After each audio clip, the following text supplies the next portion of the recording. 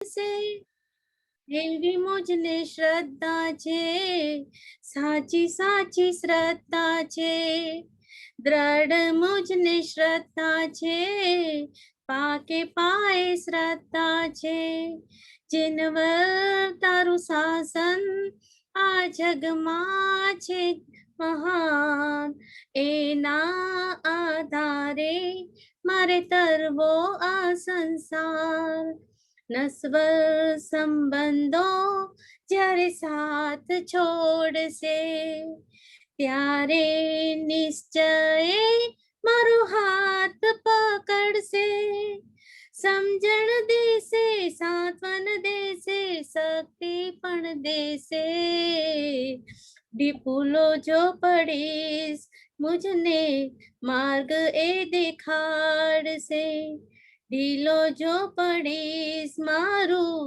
સત્વ એ વધારશે, જીનબલ તારું શાસન આ જગમાં છે મહાન, એના આધારે મારે તરવો આ સંસાર, મૂંઝવણ થાશે તો માર્ગદર્શન આપશે, અવધવમાં સાચી મને સમજણ આપશે, મોક્ષ માર્ગનું એકાંતે આકર્ષણ આપશે, પુરુષાર્થ કરશે એને આધાર આપશે, સમર્પિત થયેલાનું ધ્યાન સદા રાખશે, જીનવર તારું શાસન આ જગમાં છે મહાન, એના આધારે મારે તરવો આ સંસાર. જય જિનેન્દ્ર.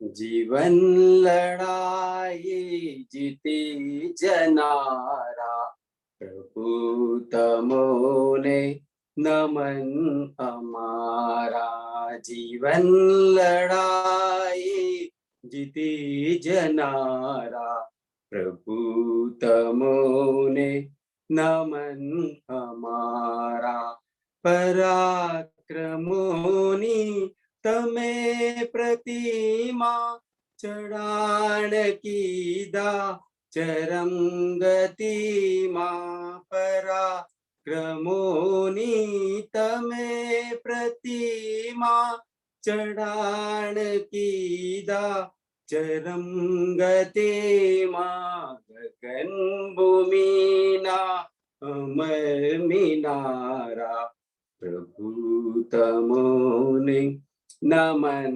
हमारा, जीवन लड़ाई जीती जनारा, प्रभु तमोने नमन हमारा, तमे दिवाकर तमे सुधाकर, तमे ज धरती तमे ज सागर, तमे दिवाकर तमे सुधाकर, तमे ज धरती तमे ज सागर, अणु अणु मां विराजनारा, प्रभु तमोने नमन हमारा, जीवन लड़ाई जीती जनारा, प्रभु तमोने नमन हमारा, जीवो दुखी तो तमे दुखी हो, तमे सुखी जो जीवो सुखी हो, जीवो दुखी तो तमे दुखी हो, जीवो सुखी जो तमे सुखी हो, तमे सहुना सहु तमारा, प्रभु तमोने नमन हमारा, जीवन लड़ाई જીતે જનારા પ્રભુ તમોને નમન અમારા. અમે તમારા ગુણો ગ્રહીશું, તમે કયો તે ધર્મ કરીશું. અમે તમારા ગુણો ગ્રહીશું, તમે કયો તે ધર્મ કરીશું. અમે પ્રવાસી તમે સિતારા, પ્રભુ તમોને નમન અમારા. જીવન લડાઈ જીતે જનારા, પ્રભુ તમોને નમન અમારા. પ્રભુ તમોને નમન અમારા. જય જિનેન્દ્ર. પ્રભુ માંગુ છું તારી કને, વણ માંગ્યું તે દીધું મને. પ્રભુ માંગુ છું તારી કને, વણ માંગ્યું તે દીધું મને. એનો આભાર માનું છું, ઉપકાર હું માનું છું.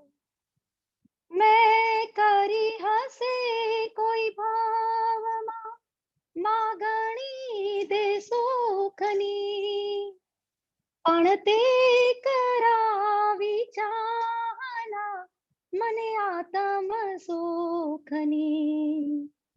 મેં કરી હશે કોઈ ભાવમાં માગણી દે સુખની, પણ તે કરાવી ચાહના મને આત્મ સુખની. દેહાધ્યાસ ઘટાડ્યો જે, આત્મજ્ઞાન કરાવ્યું મને. દેહાધ્યાસ ઘટાડ્યો જે, આત્મજ્ઞાન કરાવ્યું મને. એનો આભાર માનું છું, ઉપકાર હું માનું છું. મેં માગી હશે સંપત્તિ જે પાપાનું બંધી જ હોય, પણ તે દીધી ગુણ સંપત્તિ પુણ્યનું બંધી હોય. મેં માગી હશે સંપત્તિ જે પાપાનું બંધી જ હોય, પણ તે દીધી ગુણ સંપત્તિ પુણ્યનું બંધી હોય. મારા દોષો ઘટાડ્યા જે, સદગુણો પ્રગટાવ્યા જે. મારા દોષો ઘટાડ્યા જે, સદગુણો પ્રગટાવ્યા જે. એનો આભાર માનું છું, ઉપકાર હું માનું છું. મેં ઝંખ્યા હશે શરણા એવા મુજ જીવન રક્ષા કરે, પણ તે દીધું શાસન મને મુજ આત્મ સુરક્ષા કરે. મેં ઝંખ્યા હશે શરણા એવા મુજ જીવન રક્ષા કરે, પણ તે દીધું શાસન મને મુજ આત્મ સુરક્ષા કરે. જીન શાસન સ્થાપ્યું તે, એમાં આસન આપ્યું મને. જીન શાસન સ્થાપ્યું તે, એમાં આસન આપ્યું મને. એનો આભાર માનું છું, ઉપકાર હું માનું છું. જય જિનેન્દ્ર.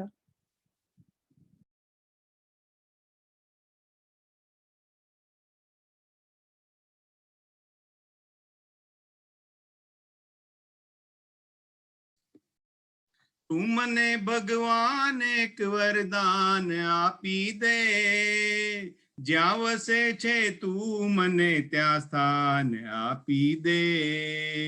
હું જીવું છું એ જગતમાં જ્યાં નથી જીવન, જિંદગીનું નામ છે બસ બોજ ને બંધન. હું જીવું છું એ જગતમાં જ્યાં નથી જીવન, જિંદગીનું નામ છે બસ બોજ ને બંધન.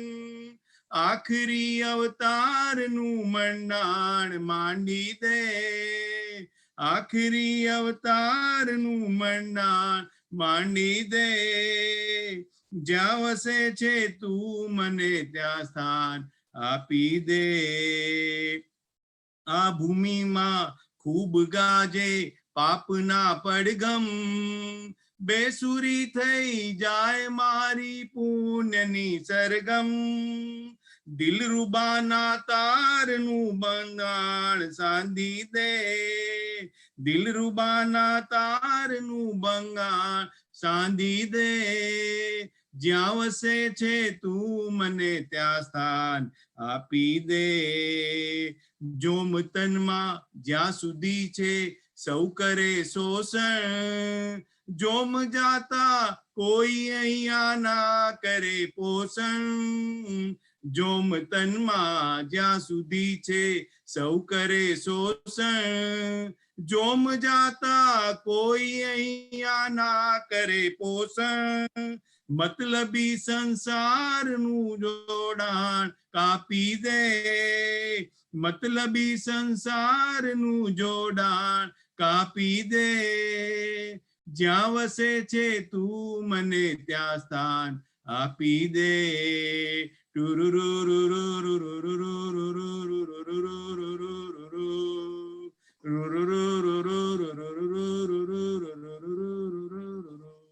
બોલો શ્રી મહાવીર સ્વામી ભગવાન કી જય.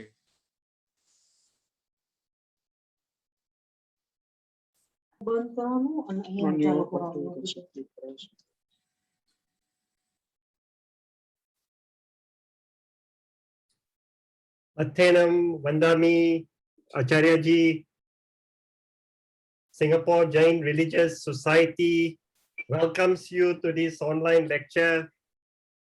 Jai Jirendra, Sau Bhayu ne Beno ne Vadilo, welcome to today's lecture series, which will be conducted by Acharya Dr. Lokesh Muniji. Acharya Ji is really a very versatile thinker, writer, poet, and social reformer. He has founded the Ahimsa Vishwa Bharati movement and is making efforts for national character building, development of human values, and establishing non-violence, peace, and mutual cooperation in the society for the last 33 years.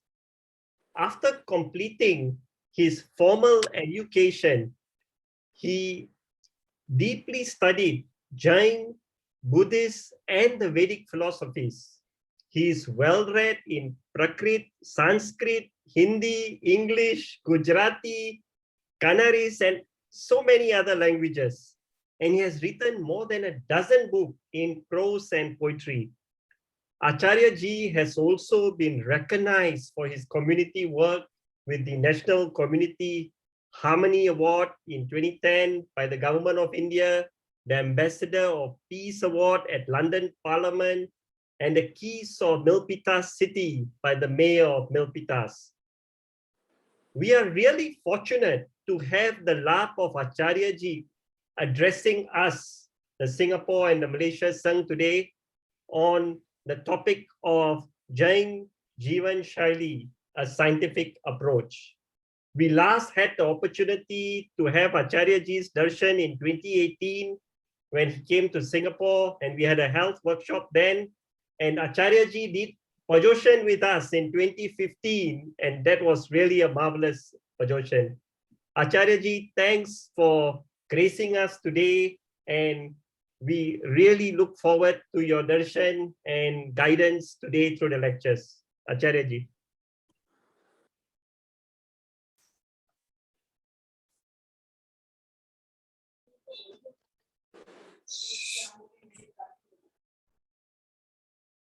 नमो अरहंतानम, नमो सिद्धानम, नमो आहिरियाणम, नमो वज्जायानम, नमो लोये सब्ब साहुणम। ऐसो पंच नमोकारो सब्ब पावपनासनो मंगलानम च सब्बे सिंह पड़मम हवई मंगलम। चत्तारी मंगलम, अरहंता मंगलम, सिद्धा मंगलम, साहु मंगलम, केवली पन्नतो धम्मो मंगलम। चत्तारी लोकतमा, अरहंता लोकतमा, सिद्धा लोकतमा, साहु लोकतमा, केवली पन्नतो धम्मो लोकतमो। चत्तारी शरणं पवज्जामि, अरहंते शरणं पवज्जामि, सिद्धे शरणं पवज्जामि, साहु शरणं पवज्जामि, केवली पन्नतम धम्मं शरणं पवज्जामि। श्रद्धा से नमन करे हम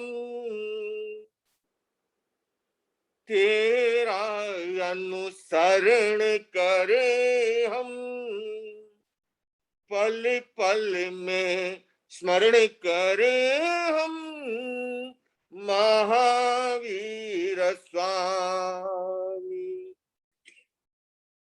श्रद्धा से नमन करे हम तेरा अनुसरण करे हम, पल पल में स्मरण करे हम महावीर स्वामी। आराध्य देव के चरणों में नमन, आचार्य चरणों में नमन। कोरोना काल में वेबिनार के माध्यम से जैन सोसाइटी ऑफ सिंगापुर द्वारा आयोजित द्विदिवसीय व्याख्यानमाला के अंतर्गत इस वेबिनार के माध्यम से उपस्थित सिंगापुर के, मलेशिया के और देश दुनिया के अलग अलग हिस्सों से श्रद्धालु श्रावक श्राविकाओं, उपस्थित बंधुओं और बहनों, ये मेरे लिए भी बहुत ही प्रसन्नता का विषय है कि जिस सिंगापुर के घर आंगन में 6 वर्ष पूर्व लगभग पर्युषण की आराधना करने का अवसर मिला और उसके बाद भी एक बार और प्रवचनों की श्रृंखला का अवसर मिला, और इसी तरह से सिंगापुर से पूर्व मलेशिया संघ में भी पर्युषण करने का अवसर मिला। और संभवतः जैसे राजस्थानी भाषा में कहते हैं कि पड़ोसी के घर में धीना होता है, तो छाछ जो है पड़ोसी को भी मिल जाती है। मलेशिया से संवाद सिंगापुर तक पहुंचा और सिंगापुर का निमंत्रण मिला। तो आज उन तमाम श्रावक श्राविकाओं को सामने देख रहा हूं।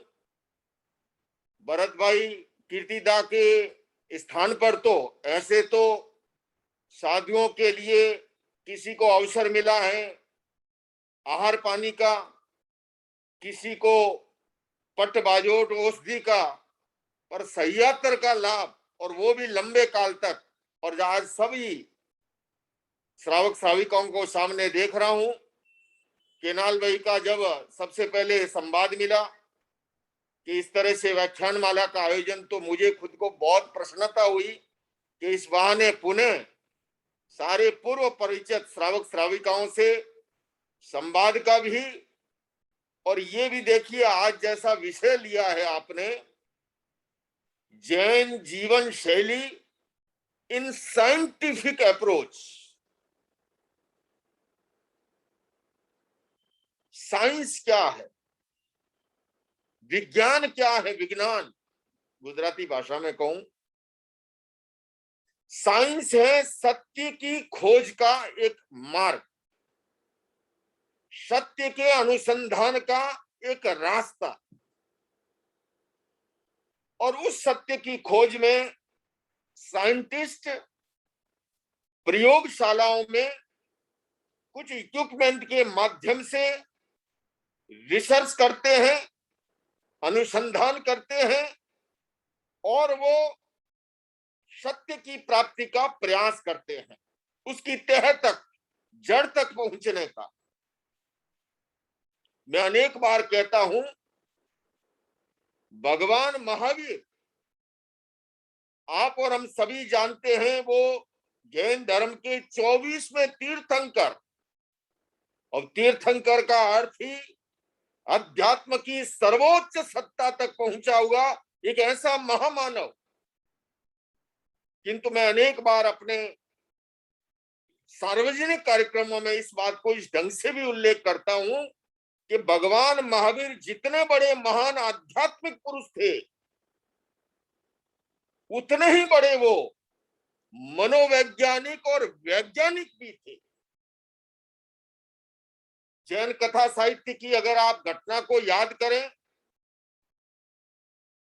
मेघ कुमार वैरागी बना, दीक्षित हुआ और व्यवस्था के अनुसार रात्रि में उसे जहां पर शयन का स्थान मिला, सबसे छोटा साधु था।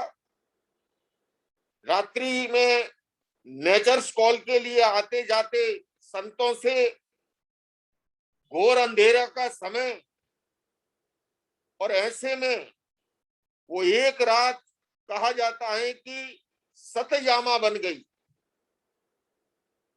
मेघ कुमार ने सोचा कि शायद मेरे लिए ये इतनी कठिन साधना संभव नहीं है, मैं तो सुबह भगवान के पास जाऊंगा और ये सारे दंड कमंडल सौंप करके निवृत्ति ले लूंगा।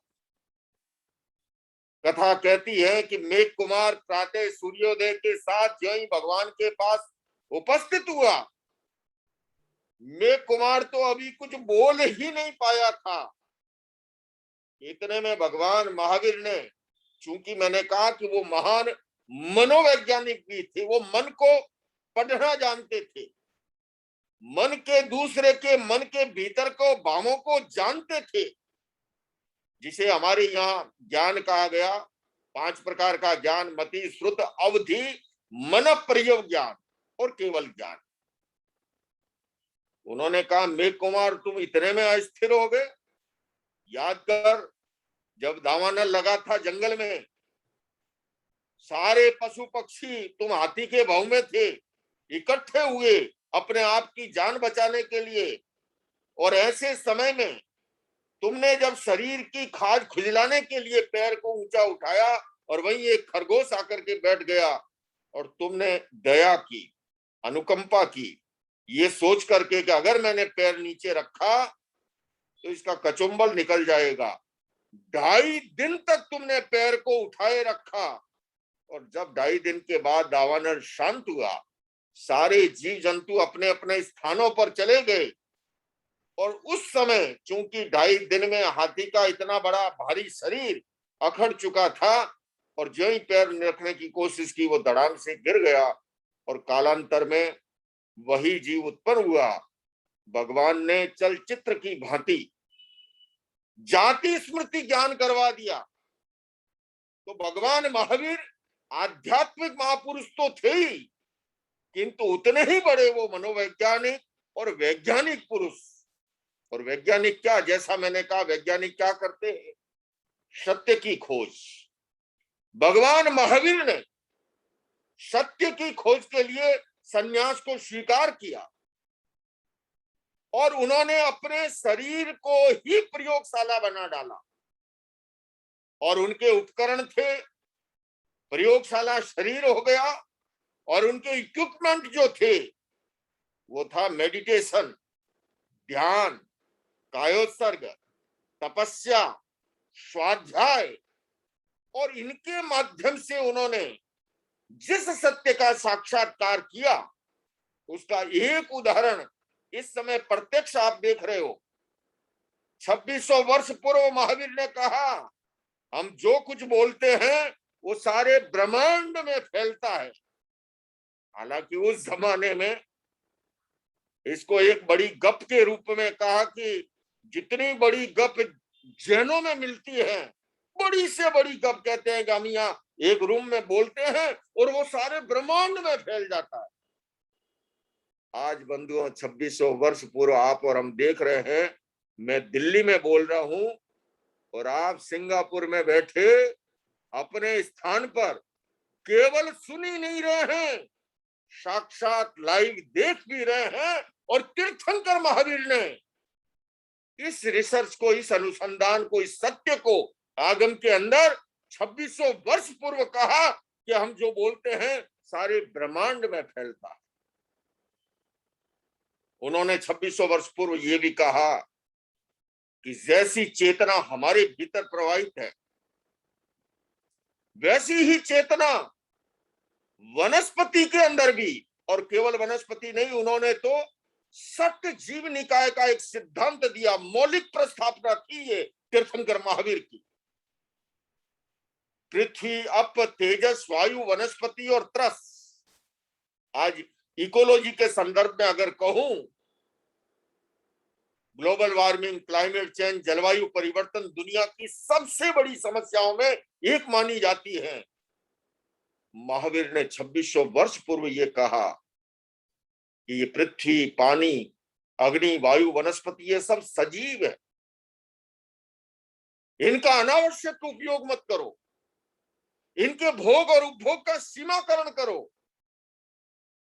इतना बड़ा साइंस था, अगर दुनिया ने स्वीकार किया होता तो आज ग्लोबल वार्मिंग के परिणाम नहीं भुगतने पड़ते और शायद कोरोना जैसी महामारी से भी रूबरू नहीं होना पड़ता। वो कितने बड़े वैज्ञानिक थे कालांतर में। हालांकि उस जमाने में इसको भी उसी रूप में लिया गया, लेकिन कुछ शताब्दियों के बाद एक महान वैज्ञानिक जगदीश चंद्र हुए और उन्होंने इस बात को रेखांकित किया। और अब तो अगर मैं आपसे निवेदन करूं, आपको पता भी होगा सिंगापुर वाले तो टेक्नोलॉजी के मामले में बहुत आगे हैं। वैज्ञानिक खोजें अब यहां तक पहुंच गई, वैज्ञानिकों ने ग्राफ पर चित्र उकेरा। एक व्यक्ति लोटा लेकर के जाता है कि मैं तुलसी को पानी पिलाऊंगा, पीपल को पानी पिलाऊंगा, ये सामने नीम का वृक्ष खड़ा है उसको पानी पिला के आऊंगा। वैज्ञानिकों ने देखा पौधा प्रफुल्लित होता है। और दूसरी बार एक व्यक्ति कामना करता है कि मैं कुल्हाड़ी लेके जाऊंगा और इस वृक्ष को भी काट के गिरा दूंगा। वैज्ञानिक देखते हैं पौधा थर थर थर ऐसे कांपता है जैसे मलेरिया बुखार के अंदर आदमी कांपता। बंधुओं और बहनों, ये मैं कपोल कल्पित नहीं, साइंटिफिक रिसर्च जो है।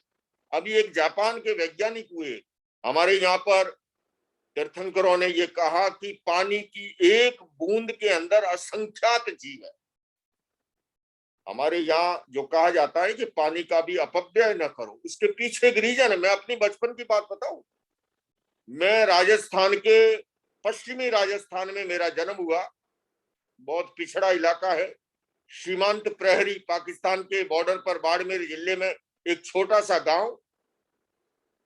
और पानी इतना खारा कि नमक मिलाई पानी होता था। मीठा पानी तो बहुत दूर से लाना होता। पर मैं जो बात कहना चाह रहा हूं, हमारे गांव के अंदर नेचर स्कॉल के लिए, और वहां रेगिस्तानी है ना, धोरे हैं, ऐसे ही रेत। आप जैसलमेर वगैरह घूमने जाते हो ना, और कच्छ में भी रेगिस्तान के धोरे। तो जंगल के लिए जब नेचर स्कॉल के लिए बाहर जाते, पिताश्री लौट के आते तो मिट्टी से लोटा मांजा जाता, हाथ धुलाते हम लोग। अब छोटे छोटे बच्चे थे, खेलने में मन रहता था, हाथ धुलाने के लिए उपस्थित होते। और मन चूंकि खेल में है तो हाथ धुलाते वक्त पानी ज्यादा गिर जाता। मैं आपको निवेदन करना चाहता हूं, कभी घी का प्रयोग किया तो उपालम नहीं मिला ज्यादा, दूध दही ज्यादा खा लिया तो कभी उपालम नहीं मिला। किंतु पानी की जय धार तेज होती, पिताश्री तत्काल टोक देते, क्योंकि पानी का क्या मूल्य है। अब कहा जा रहा है कि आने वाला विश्व युद्ध कहीं पानी के नाम पर न हो, दुनिया इस बात को लेकर के भी चिंतित है। मैं निवेदन जो कर रहा हूं, पिछले वर्षों जापान के एक वैज्ञानिक हुए, उन्होंने पानी से पानी को तोड़ करके उसका एक क्रिस्टल बनाया, और क्रिस्टल बनाते वक्त वो लव लिखते हैं, प्यार, प्यार की बात।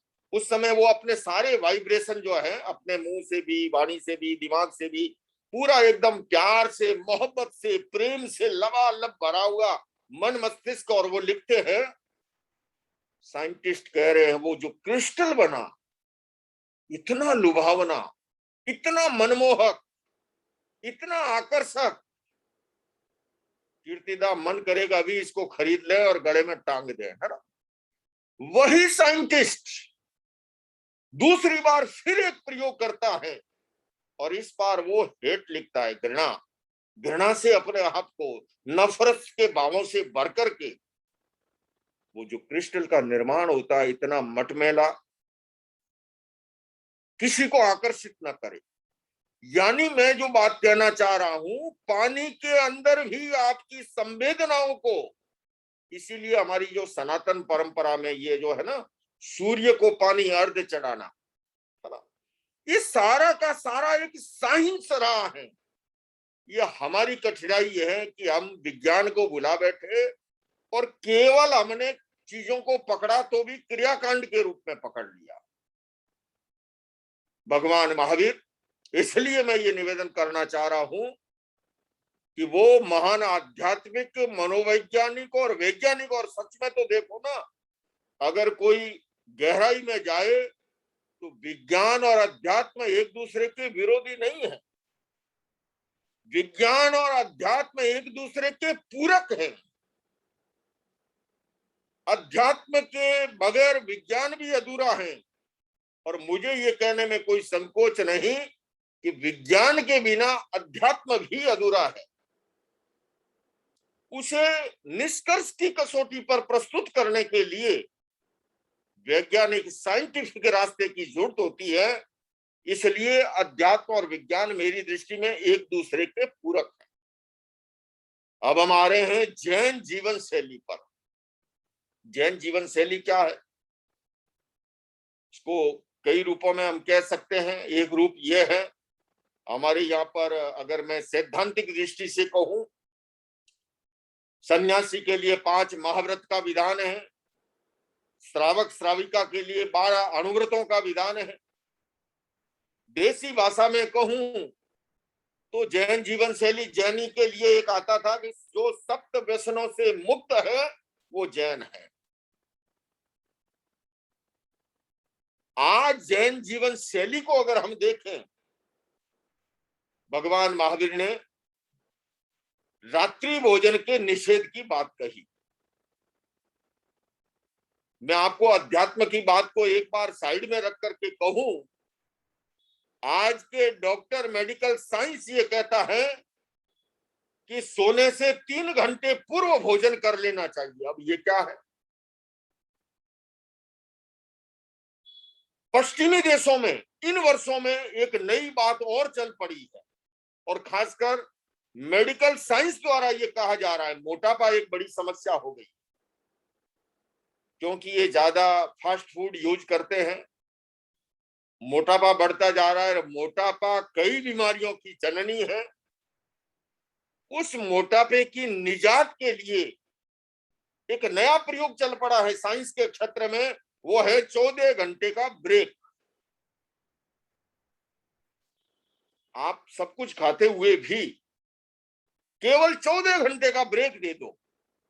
14 घंटे का ब्रेक का मतलब, मान लीजिए अभी हमारी दिल्ली में लगभग जो है 7:20 के आसपास सूर्यास्त है, घंटा भर पहले, यानी कि आप समझ लीजिए आपने 7 बजे अगर भोजन किया, 6 बजे भोजन किया संध्या को, तो अगले दिन 8 बजे से पहले आप कुछ खाइए मत, केवल पानी के सिवाय कुछ प्रयोग मत कीजिए। मैं जिन भाई बहनों को ये हो कि मेरे पेट, मोटापा ज्यादा है, पेट ज्यादा है, चर्बी ज्यादा है, आप और कुछ भी चाहे ना करो, केवल 14 घंटे का ब्रेक देना, लेकिन उसको कड़ाई से। फिर ऐसा नहीं कि बीच में कुछ खा लिया, है ना, ऐसा नहीं। 14 घंटे का अगर ब्रेक आप देते हो, आप एक ही महीने में देखोगे कि आपका कितना किलो वजन घट गया, कितनी चर्बी अनावश्यक घट गई। पेट कैसे जो है कंट्रोल में आ गया। अब ये नौकारसी और पौरसी क्या है, मैं आपसे पूछूं केविन भाई, हमारे यहाँ जो नौकारसी और पौरसी का जो विधान है वो क्या है? वो यही है, ये सारा का सारा साइंस जो है। और इसीलिए भगवान महावीर ने मुक्ति के 4 मार्ग बताए, सम्यक ज्ञान, सम्यक दर्शन, सम्यक चारित्र और सम्यक तप। और तपस्या के भी 12 प्रकारों का विधान हमें जैन आगमों में मिलता है, जिसे हम बोलचाल की भाषा में निर्जरा के 12 तत्व भी बोलते हैं। अनशन, उनोदरी, भिक्षाचरी, रस परित्याग, काया क्लेश, प्रतिसलिनता, प्रायश्चित, विनय, व्यावृत्ति, स्वाध्याय, ध्यान और व्युत्सर्ग। ये जो निर्जरा के 12 भेद हैं, इन्हें आप मुक्ति के मार्ग कह सकते हो, क्योंकि कहा तपसा कर्म विच्छेदात् आत्म नैर्मल्यम निर्जरा। निर्जरा क्या है? तपसा कर्म विच्छेदात् आत्म नैर्मल्यम निर्जरा। तपस्या आदि के द्वारा जो कर्मों की निर्मलता होती है, कर्मों की शुद्धि होती है, विशुद्धि होती है, कर्म मल रज हटती है। लेकिन आपको मैं निवेदन करूं, ये 14 जो नियम है ना, चाहे निर्जरा के 14 भेद हो, चाहे निर्जरा के 12 भेद हो, चाहे 14 गुणस्थान हो, ये जो क्रम है ना इसका, ये बड़ा साइंटिफिक है। ऐसा ही नहीं है कि जिसको जाया मन रख दिया, उसके पीछे पूरा साइंस है।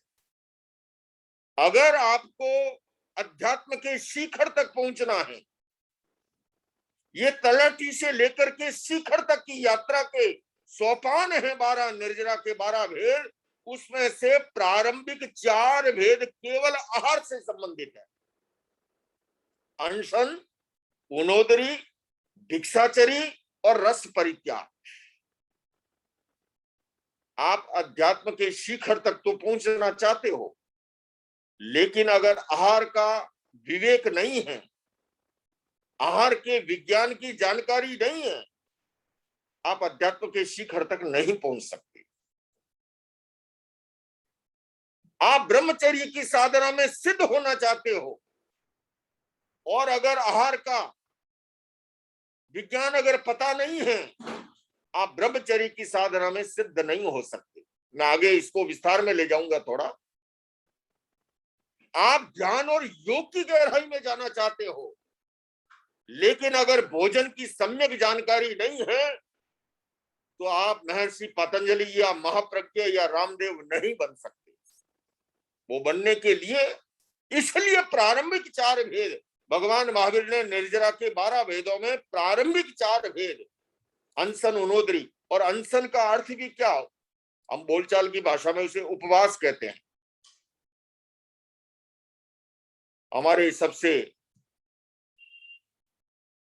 बुजुर्ग नगेन भाई दिखाई दे रहे हैं। मैं अगर पूछूं कि उपवास का अर्थ क्या है, सामान्यतः कहा जाएगा कि उपवास का अर्थ है आहार ग्रहण नहीं करना, है ना, तो तेवियार हो गया, और पानी भी ग्रहण नहीं किया तो चौबियार हो गया। नहीं, उपवास का केवल इतना अर्थ नहीं है। मैं आपसे निवेदन करना चाहूंगा बहुत ही विनम्रता के साथ, तीर्थंकर महावीर का जो मंतव्य है, ये केवल द्रव्य उपवास तो हो गया, आपने आहार छोड़ा या पानी छोड़ा तो चौबियार हो गया, लेकिन गहराई में अगर जाए ना तो ये केवल द्रव्य उपवास है। भाव उपवास कब घटित होगा? उप आवास, आत्मा के निकट निवास करना, इट मीन्स उपवास। आत्मा के निकट व्यक्ति कब निवास करता है? जब वो क्रोध, मान, माया, लोभ से उपरत होता है, जब राग द्वेष से परे होता है, जब आसक्ति और अटैचमेंट से विरक्त हो जाता है। उप आवास, आत्मा के निकट निवास करना। और आत्मा के निकट निवास करने में चूंकि निराहारता सहायक बनती है। आप और हम जब भी उपवास करते हैं, आप देखते हैं हमारा मन शांत रहता है, इंद्रियां उतनी चंचल नहीं होती है, उत्तेजित नहीं होती हैं, स्वाध्याय में, ध्यान में मन लगेगा, आदमी अपने आप को हल्का फुल्का महसूस करेगा। तो ये सारा सहायक बनता है उसकी अध्यात्म की साधना में। और आप देखिए भगवान महावीर ने प्रारंभिक संन्यास लेने के बाद 30 वर्ष की उम्र में उन्होंने संन्यास लिया। 12 वर्षों तक, जब तक केवल ज्ञान की प्राप्ति नहीं हो गई, उन्होंने उनके उपकरण, ये 3 उपकरण थे खास, स्वाध्याय, ध्यान और तपस्या। स्वाध्याय, ध्यान और तपस्या, और उसके माध्यम से उन्होंने सत्य का साक्षात्कार भी किया और केवल ज्ञान को प्राप्त हो गई।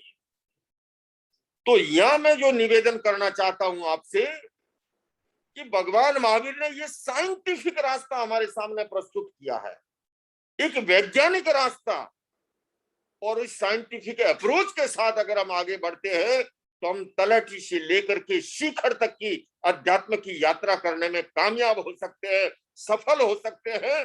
लेकिन उसके लिए हमें इस विज्ञान को समझना जरूरी है। उनोदरी, उनोदरी, उनोदरी का मतलब है, 2 शब्दों से बना है।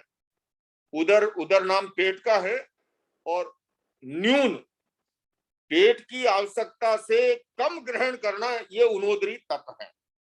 और मैं आपको बताऊं, उनोदरी तप अपने आप में ये दीर्घ आयुष्यता का रहस्य है।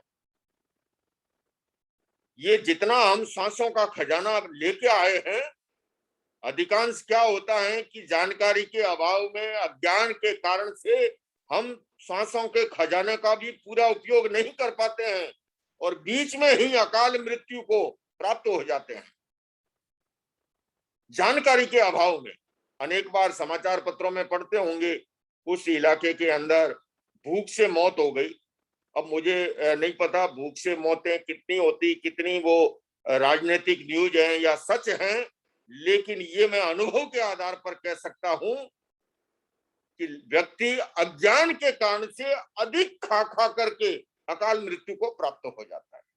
और इसीलिए हमारे महान ऋषियों ने आहार को 3 भागों में बांटा, राजसिक आहार, तामसिक आहार और सात्विक आहार। भगवान महावीर ने इस विज्ञान को समझ लिया था। इसलिए अगर महावीर की साधना के रहस्य को अगर समझना हो तो हम उनके जीवन दर्शन को, बल्कि मैं आपको एक सुझाव दूंगा, आचार्य महाप्रज्ञ जी की एक पुस्तक है जिसका नाम ही है, जिसका टाइटल है महावीर की साधना का रहस्य। बहुत ही साइंटिफिक बुक है वो। महावीर की साधना को वैज्ञानिक दृष्टि से प्रस्तुत किया कि किस प्रकार से उन्होंने उस विज्ञान को अप्लाई किया था, जिसको उन्होंने खोजा और हमारे सामने प्रस्तुत किया। और आज आप देख लीजिए साइंस की बात, क्योंकि उन्होंने इस सत्य को जान लिया था कि आहार हमारे केवल शरीर को ही नहीं, हमारा मन, हमारी बुद्धि, हमारी इंद्रिय, हमारी भावना, हमारी आत्मा, ये सब आहार से प्रभावित होते हैं। और आधुनिक मेडिकल साइंस इस बात को एक्सेप्ट कर रहा है कि जैसा हम भोजन ग्रहण करते हैं वैसा हमारी मस्तिष्क में न्यूरोट्रांसमीटर का निर्माण होता है और उसी के साथ हम दूसरों के साथ बिहेवियर करते हैं, व्यवहार करते हैं। इसलिए आहार के विवेक का ये जो 3 भागों में बांटा, मैं यहाँ प्रसंगवश हमारे युवाओं की ओर से, जैन समाज के ही हमारे जो छोटे बच्चे हैं, आजकल की नई पीढ़ी, यंगस्टर जो है, कई बार प्रश्न आता है कि ये चतुर्दशी या अष्टमी को हरियाली नहीं खानी चाहिए क्या, उस दिन ज्यादा गर्म होता है क्या? या कभी ये प्रश्न भी आता है, डूंगरी, लहसुन, आलू, प्याज, इससे या हरी सब्जी खाने और नहीं खाने से इससे कोई ज्यादा धर्म या होता है क्या? मैं उन युवाओं से कहना चाहूंगा कि दरअसल इसके पीछे एक बहुत बड़ा साइंस है। राजसिक आहार वो आहार है जिस आहार के अंदर प्रचुर मात्रा में घी, तेल, मक्खन आदि विजय का प्रयोग हो, उससे कहा गया राजसिक आहार, राजा महाराजाओं का। उस प्रकार का आहार हमारी इंद्रियों को प्रदीप्त करता है, हमारे भीतर चंचलता को पैदा करता है। और जैसा मैंने प्रारंभ में कहा, जिसे ब्रह्मचर्य की साधना में सिद्ध होना हो, उस साधक को राजसिक आहार से बचना होता है, इसका विवेक करना होता है कि अगर घी तेल का प्रयोग करना है तो कितना प्रयोग करना है। पर होता क्या है, आप लोग तो खैर विदेशों में तो इस बात का ज्यादा प्रचलन नहीं है, पर मैं तो मैंने कहा जिस इलाके में जन्मा हूं, राजस्थान में आप चले जाओ और किसी के घर भोजन करने जाओ तो 3 अंगुली अगर घी नहीं तैर रहा हो सब्जी में तो भला वो सब्जी ही क्या बनी है। और उसके अंदर भी मिर्चें इतनी लाल, एकदम देखो तो आलू बुखारे टमाटर की तरह जो है ना।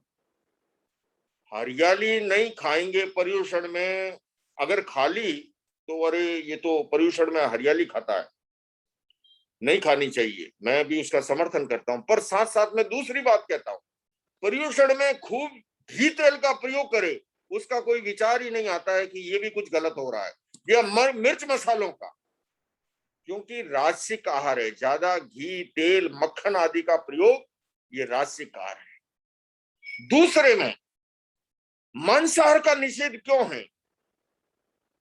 मांसाहार तामसिक आहार है। लहसुन प्याज का निषेध क्यों है? क्योंकि ये हमारे भीतर तमस को पैदा करते हैं, उत्तेजना को पैदा करते हैं, आक्रामकता को पैदा करते हैं, एक पंक्ति में कहूं बिन लादेन प्रवृत्ति को पैदा करते हैं। भगवान महावीर ने इस सारे रहस्य को समझा था कि जब तक हम आहार को नहीं समझेंगे अध्यात्म के शिखर तक नहीं पहुंच सकते, और इसलिए उन्होंने निर्जरा के 12 भेदों में प्रारंभिक 4 भेद केवल भोजन से संबंधित रखे, जिससे कि आदमी मेडिटेशन कर सके, स्वाध्याय कर सके, कायोत्सर्ग कर सके और साधना के शिखर तक पहुंच सके। फिर से कहना चाहूंगा, आप में से अधिकांश गुजराती हो, मान लीजिए अभी तो आदरा लग गए हैं, खूब कैरी का रस, बासुंदी, पूड़ी, श्रीखंड दबा के खा के आए और सोचो कि मैं भी पतंजलि बन जाऊं या महाप्रज्ञ बन जाऊं या रामदेव, न भूतो न भविष्यति। मेरे जीवन में मुझे कई अच्छे लोग मिले, एक डॉक्टर एपीजे अब्दुल कलाम, हम भारत के राष्ट्रपति हुए। इसी प्रकार से हिंदुस्तान के संपादक, बहुत पुरानी बात बता रहा हूँ, 84 में जब मैं दीक्षित हुआ था, 38 साल पहले की, शोभालाल गुप्त होते थे एडिटर। इन लोगों से साक्षात्कार में इन्होंने बताया कि जब मैं पुस्तक लिखता हूं आचार्य जी, मुनि जी, तो मैं एक समय का भोजन छोड़ देता हूं। उससे क्या होता है, मैंने जैसे कहा ना कि हमारी इंद्रियां शांत रहेगी, मन शांत रहेगा, स्वाध्याय में मन लगेगा। भाई ऊर्जा हमारे पास है जितनी है, आप भोजन पचाने में लगा लो या मस्तिष्क के कामों में लगा लो। इसलिए मैं निवेदन करना चाहता हूं, ये जो आहार का विवेक, राजसिक आहार, तामसिक आहार और तीसरा है सात्विक आहार। सात्विक आहार वो है जो हमारे शरीर को टिकाने के साथ साथ हमारी इंद्रियों को भी जो है वो स्वस्थ बनाए रखता है। उसे उसे सात्विक आहार कहा गया। और इस प्रकार का आहार साधक की साधना में भी बाधक नहीं बनता है और शरीर भी स्वस्थ बना रहता है। तो बंधुओं और बहनों, ये जो सारी साइंटिफिक जो बातें हैं भगवान महावीर के जीवन की, उसको अगर हम ठीक से समझें, हमारे जीवन के अंदर अगर हम अप्लाई करें, तो मैं समझता हूं जो हमारी ये चातुर्मास काल प्रारंभ होने वाला है कुछ ही दिनों में, आगे पर्युषण पर्व, 10 लक्षण पर्व आदि भी आने वाले हैं, और चातुर्मास का कालखंड ध्यान अध्यात्म की आराधना का कालखंड कहलाता है। और अगर हम साइंटिफिक अप्रोच से आगे बढ़ते हैं तो हमारे जीवन में भी बदलाव आएगा। जैन जीवन शैली, आज आप देखिए जब हम ये चर्चा कर रहे हैं, ये कोरोना काल है, और इस कोरोना काल के अंदर बंधुओं मुझे कहते हुए सात्विक गर्व है इस बात का, पूरी दुनिया के अंदर जैन जीवन शैली प्रतिष्ठित हुई है। पिछले दिनों की बात, एक जूम इसी तरह की वेब सेमिनार थी, यूनाइटेड नेशंस के, संयुक्त राष्ट्र संघ के कुछ एनजीओ के साथ कार्यक्रम था मेरा। चूंकि मैं अंतर्राष्ट्रीय योग दिवस पर पिछले 5 वर्षों से बराबर यूएन के मंच से संबोधित करते रहा। पिछले वर्ष जाना नहीं हुआ, इस वर्ष का भी कोरोना काल के कारण से तो जूम के माध्यम से कार्यक्रम था और लगभग उसमें सभी गोरे थे। और वो मजाक में, क्योंकि 5 सालों से मिलते हैं, एक मित्रवत भाव बन गया। तो वो कहने लगे कि आचार्य जी देखिए, कार्यक्रम से पहले हम सब जैनिज्म में कन्वर्ट हो गए हैं, हम भी आपकी तरह ये लगा करके बैठे हुए हैं।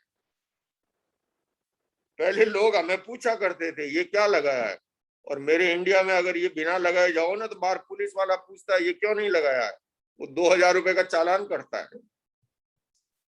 तो वो सारे गोरे कहने लगे। तो मैंने भी विनोद की भाषा में कहा कि देखिए, मैं तो उस गुरु के हाथों दीक्षित हुआ हूं जो कहा करते थे कि बेटा कोई जैन बने या ना बने, गुड मैन बनना चाहिए, और गुड मैन है तो ऑटोमेटिकली वो जैन है, और अगर गुड मैन नहीं है तो चाहे जैन कुल में जन्म क्यों ना ले ले, कोई बड़ी सार्थकता नहीं होगी। कोरोना काल के अंदर ये साइंटिफिक प्रूव हो चुका है कि भारत में जो मृत्यु दर कम रहा है, उस मृत्यु दर कम रहने के पीछे हमारी भारतीय रसोई परंपरा ने एक बड़ा अहम रोल निभाया। पश्चिमी देशों में मैं जाता हूँ, यूरोपीय कंट्री में, वहां क्या होता है, एक ब्रेड ऊपर है, दूसरी ब्रेड नीचे है, बीच में खीरा टमाटर ठूस लिया, पेप्सी के साथ गटकाते जाते हैं। आप बताइए इम्यून सिस्टम कहाँ से मजबूत बने?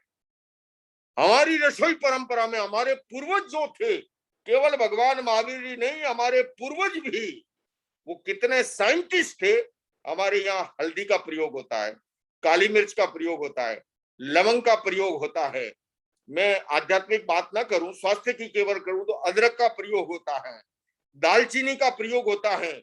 और आज ये सारी की सारी बातें सिद्ध हो गई कि हमारे भीतर के इम्यून सिस्टम को मजबूत बनाए रखने के लिए, प्रतिरोधात्मक शक्ति को ठीक बनाए रखने के लिए ये उपयोगी हैं। और उसी तरह से मेडिटेशन, ध्यान, आप देखिए निर्जरा के 12 भेदों में बताऊं, प्रारंभिक 6 भेद बाह्य तप कहलाया और आखिरी 6 भेद आंतरिक तप है, जिसमें आखिर में क्या है, स्वाध्याय, ध्यान और कायोत्सर्ग, वित्सर्ग यानी कायोत्सर्ग, ये आखिरी सोपान है। और आज मैं पिछले दिनों हमारे मेदांता हॉस्पिटल के डॉक्टर टीवी में कार्यक्रम देख रहा था, वो डॉक्टरों को बता रहे थे मेडिकल साइंस कैसे इस बात को स्वीकार करा। वो बता रहे थे कि देखिए आप श्वास लीजिए, लंबा लीजिए, थोड़ी देर भीतर रोकिए और फिर छोड़िए। कौन कह रहा था? मेदांता हॉस्पिटल के हृदय विभाग के अध्यक्ष डॉक्टर अरविंद टीवी के माध्यम से साथ में सामने डॉक्टरों को बैठा करके सिखा रहे थे कि सही श्वास कैसे लिया जाता है जिससे हमें ऑक्सीजन पर्याप्त मात्रा में मिले। अब आप मुझे बताइए, ये बात आपको कितनी बार समन समनी जी ने ये बातें बताई है शिविर के अंदर, है कितनी बार हमारे साधु साध्वियों ने बताई है?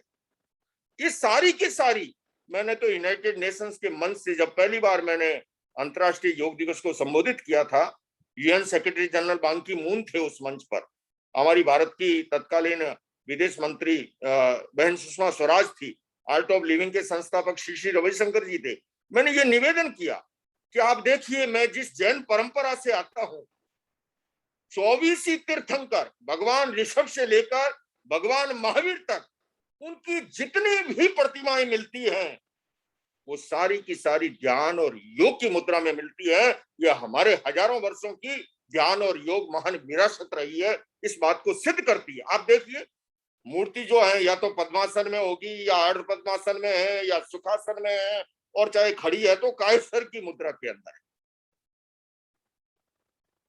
आज ये भी प्रूव हो चुका है, प्राणायाम ध्यान का ही एक प्रकार है योग का, जिसमें आप प्राणायाम, जिसे प्राणायाम बोलते हैं, ध्यान का एक प्रकार है अनुलोम विलोम, जिसे प्रेक्षा ध्यान भाषा में समृद्धि श्वास प्रेक्षा कहा गया।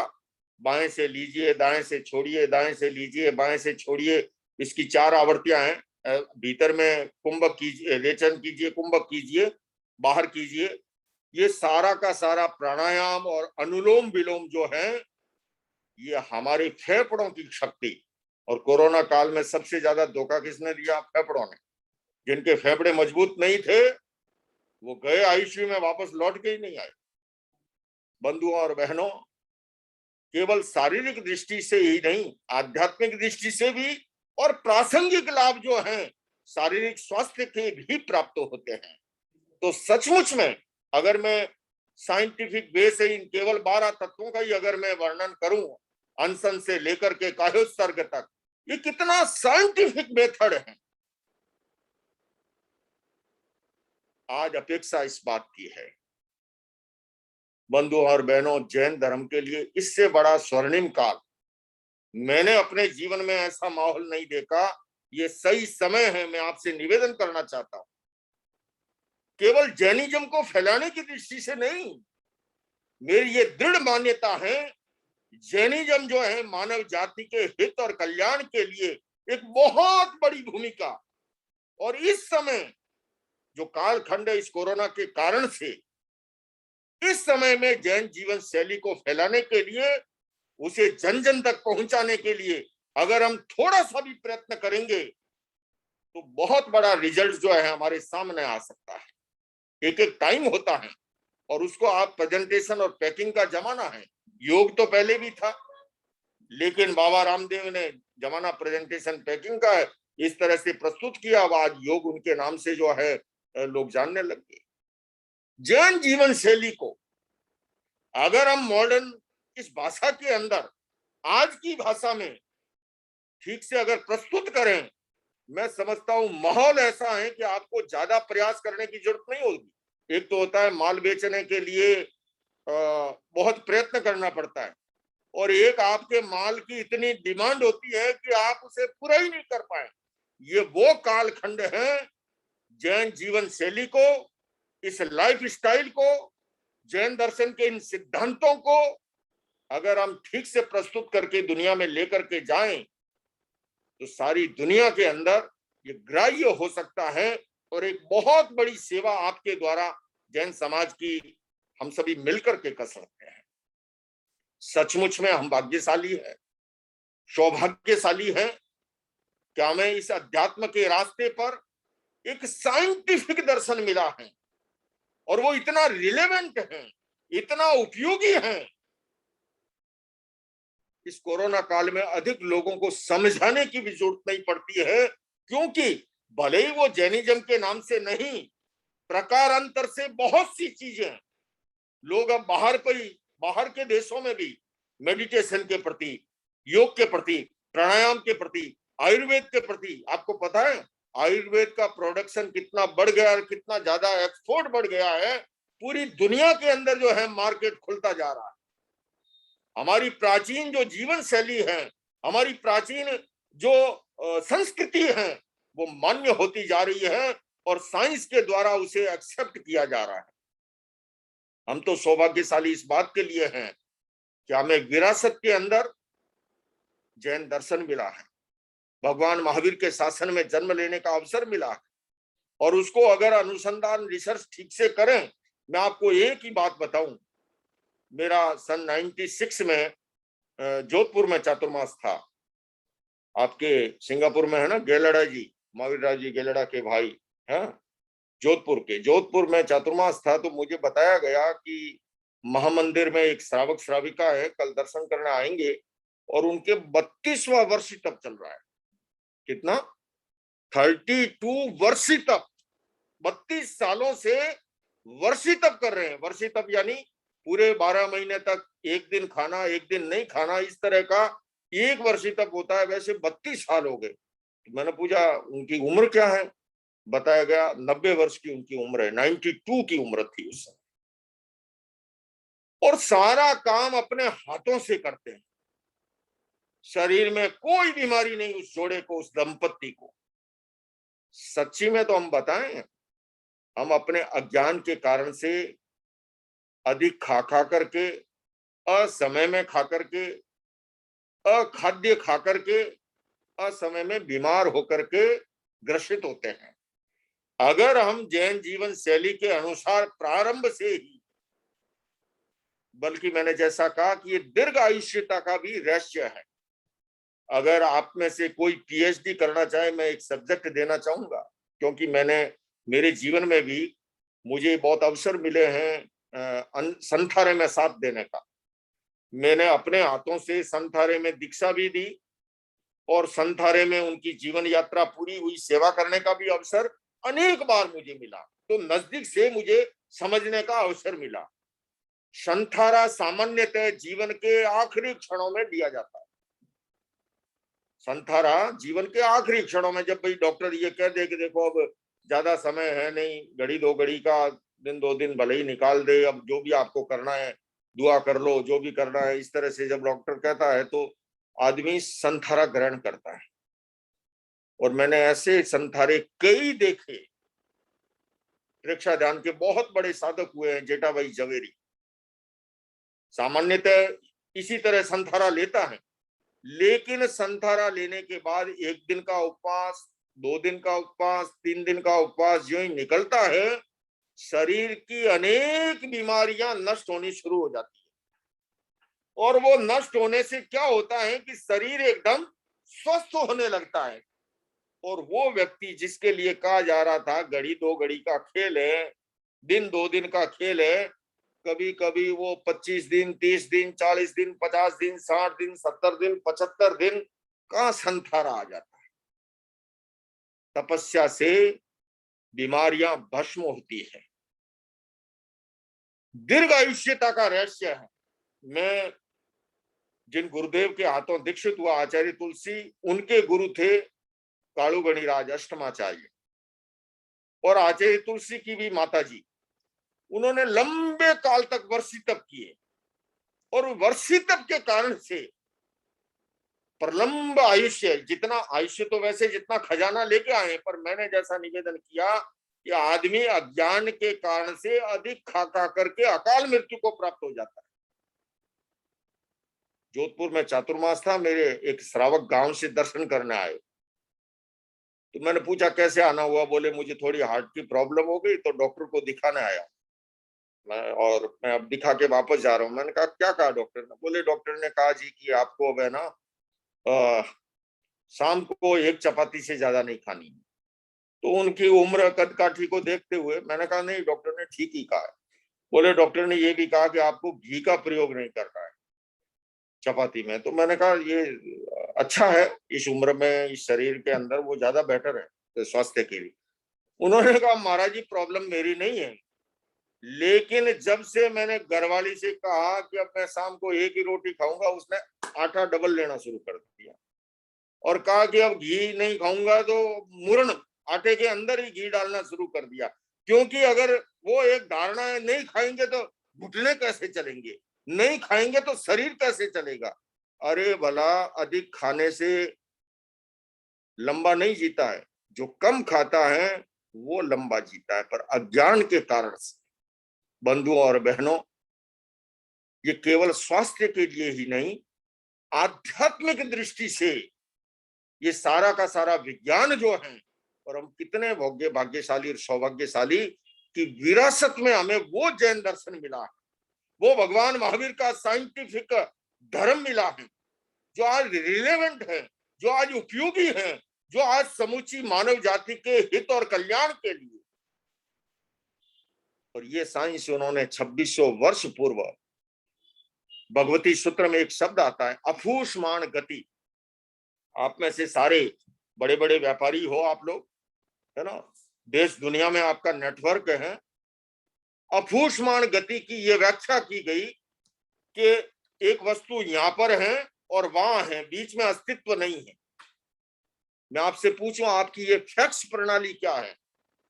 मैं यहाँ से एक कागज डालता हूं और वो सिंगापुर उतर आता है, या सिंगापुर से एक कागज भेजा और यहाँ ज्यों का त्यों उतर करके आ जाता है।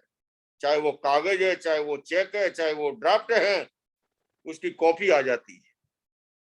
भगवान महावीर ने 2600 वर्ष पूर्व, लेकिन मैं साथ में ये कहना चाहूंगा कि हम बाद में तो कहते हैं, मैं अनेक बार जैना कन्वेंशन वगैरह में ये निवेदन करता हूं, और जहां भी मेरे सामने प्रबुद्ध चिंतनशील नेतृवर्ग जैन समाज का हो, मेरा बहुत बलपूर्वक ये कहना होता है कि अगर जैनी इस समय करणीय काम एक है जो नहीं हो रहा है, अगर वो करे मैं भी कोशिश करूंगा अब अपने जीवन के अंदर, मैं आपको एक ब्रेकिंग अच्छी खबर भी दूंगा, और वो काम ये है, हमारे जैन आगमों के अंदर इतना ज्ञान और विज्ञान गुम्फित है प्राकृत भाषा में। हम बाद में तो कहते हैं, जैसे मैंने आज आपसे कहा, भगवान महावीर ने 2600 वर्ष पूर्व कहा था, हम बोलते हैं सारे ब्रह्मांड में फैलता है, उन्होंने कहा वनस्पति में जीव है, उन्होंने अपुष्मान गति की ये बातें कही, लेकिन पहले रिसर्च करके दुनिया के सामने लाना। बाद में हम कहते हैं गौरव से, लेकिन आज अपेक्षा है उन जैन आगमों पर रिसर्च हो, अनुसंधान हो, और मैं कहता हूं सिर्फ 2-4 खोजें हम दुनिया के सामने नई ले आए, हमें कहना नहीं पड़ेगा महावीर को मानो, पूरी दुनिया महावीर के पीछे लग जाएगी। महावीर के दर्शन में इतनी बड़ी ताकत है।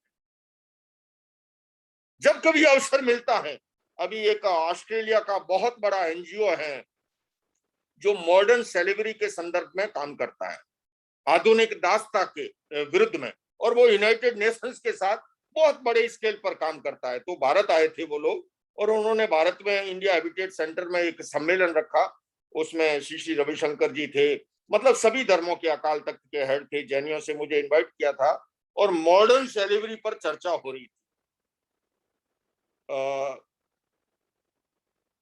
फ्रीडम नेटवर्क के नाम से अगर आप गूगल पे सर्च करोगे तो मॉडर्न सेलिब्रिटी पर जब चर्चा हो रही थी, आधुनिक दास प्रथा पर, और मुझे जब अवसर मिला, आप बिलीव कीजिए, आपको गौरव होगा, मैंने कहा मैं तो उस जैन धर्म से आता हूं जहां पर आज से 2600 वर्ष पूर्व, अभी तो मैंने कहा हम 21वीं शताब्दी में चर्चा कर रहे हैं जीवा अधिकारों की।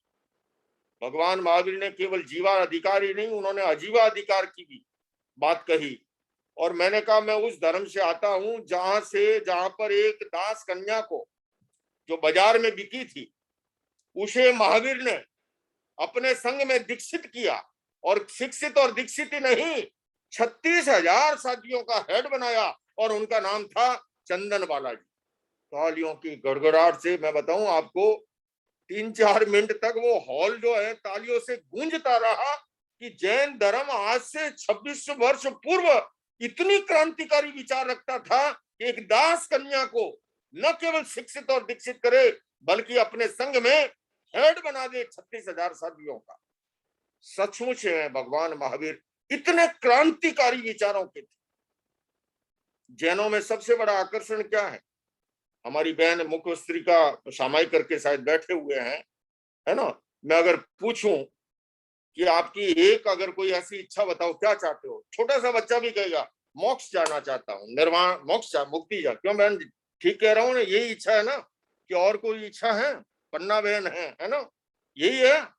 अब बताइए महावीर क्या कह गए? महावीर ये कह गए हैं, असंविभागी नहु तस्य मोक्षो।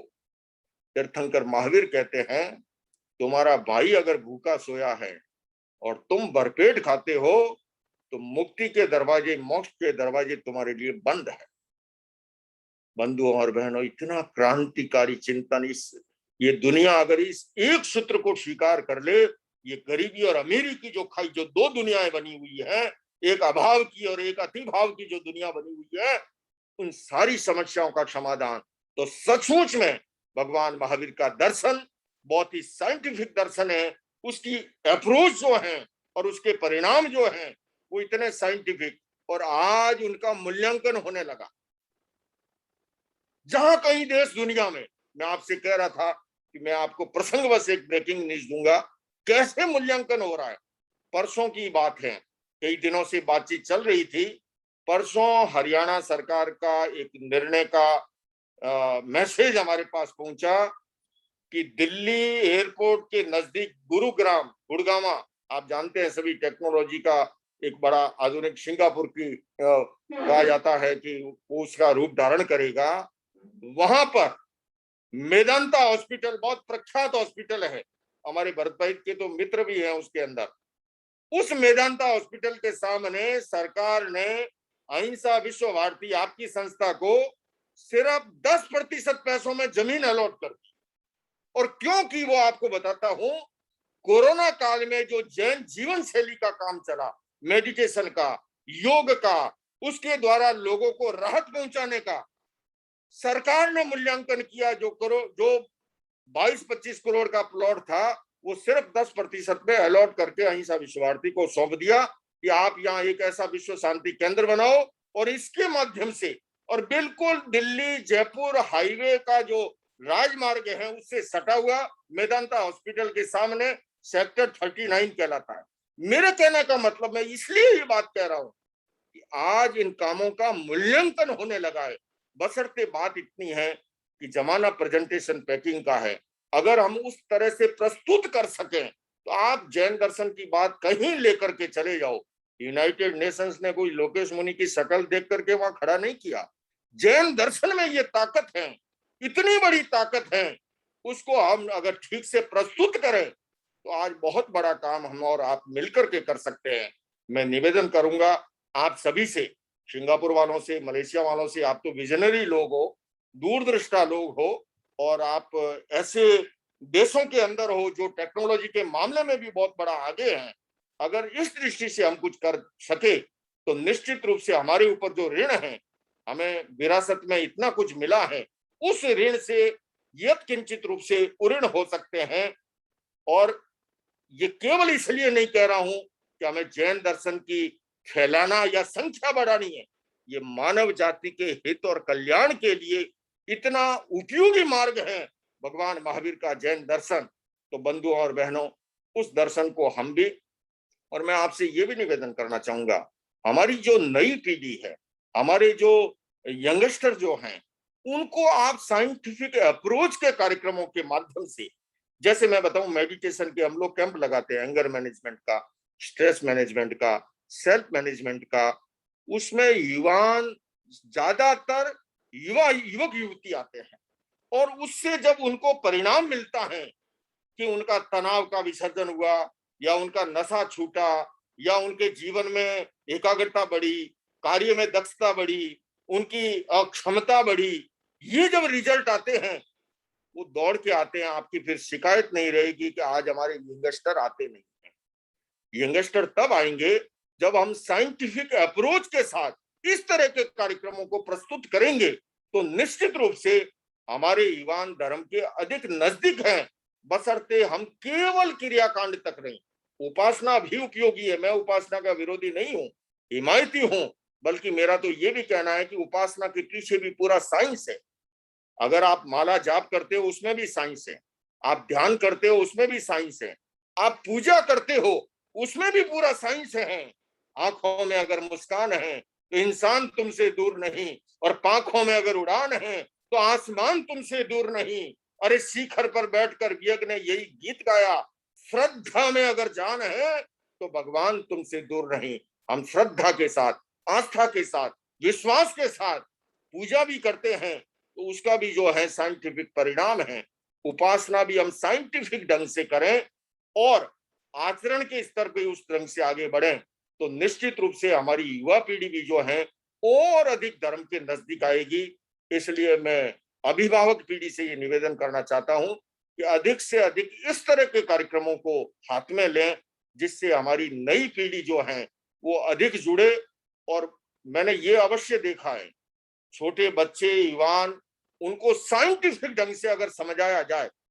अब एक तो अगर वो उन्होंने प्रश्न किया कि अष्टमी चतुर्दशी को क्यों नहीं करना, अब आप कहोगे नहीं नहीं नहीं वो हमारे ग्रंथ में लिखा हुआ है, तो वो चीज ठीक है, वो मान लेंगे, लेकिन उसको अगर आप साइंटिफिक ढंग से समझाओ, वेजिटेरियन अगर हैं तो वेजिटेरियन किस तरह से शरीर के लिए ठीक है, पर्यावरण के लिए ठीक है ना, कैसे आहार हमारी मन बुद्धि इंद्रिय भावना आत्मा सबको प्रभावित करता है, तो वो बात समझ में आती है। या हमारे यहाँ श्रावक के लिए विधान है, अमावस्या प्राचीन समय में अमावस पूर्णिमा को पोषदशाला में चले जाते थे, उपवास और पोषद किया करते थे। सिंगापुर तो आप समुद्र के किनारे हो, बल्कि किनारे क्या समुद्र को पाट पाट करके आप बड़े हुए हो, है ना। बंबई में मरीन ड्राइव में आप जाकर के देखिए, जब अमावस्या पूर्णिमा आती है, चतुर्दशी आती है, ज्वार भाटा ज्यादा आते हैं। अब मैं आपसे प्रश्न करूं कि भाई तीज को या चौथ को या छठ को या सप्तमी को ज्वार भाटा इतना क्यों नहीं, ऐसे तो हमेशा आते हैं, पर आप पूरा उसका एवरेज निकालोगे ना, इवन कि केवल समुद्र में ज्वार भाटा नहीं, आपके और मेरे मन के ज्वार भाटे भी, दुनिया में जितने एक्सीडेंट हुए हैं उन सारे एक्सीडेंट का अगर आप अध्ययन करो तो अमावस्या और पूर्णिमा के आसपास एक्सीडेंट ज्यादा क्यों होते हैं। अब साइंटिफिक ढंग से अगर आपको हो हरियाली का निषेध क्यों है 14 को, अष्टमी को, हमारा शरीर जो है वो 80% पानी का भाग है, चंद्रमा का और पानी का बड़ा संबंध है, इसलिए हमारा मन को चंद्रमा प्रभावित करता है। हमारे प्राचीन महान वैज्ञानिक पूर्वजों ने विधान किया, ऋषि मुनियों ने, अमावस्या पूर्णिमा आती थी, पोषशाला में चले जाया करते थे, अपनी साधना करते थे, उपवास करते थे, पोषण करते थे, वो कालखंड निकल जाता था। तो ये जो अष्टमी चतुर्दशी के पीछे भी साइंटिफिक रीजन है।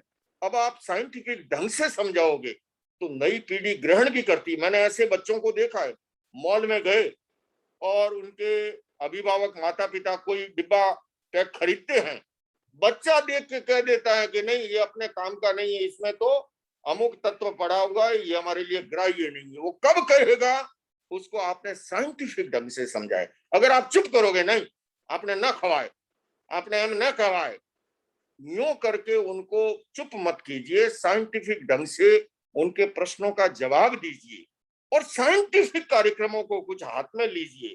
तो जो शिकायत है युवा पीढ़ी नहीं आने की, वो भी अधिक आएगी।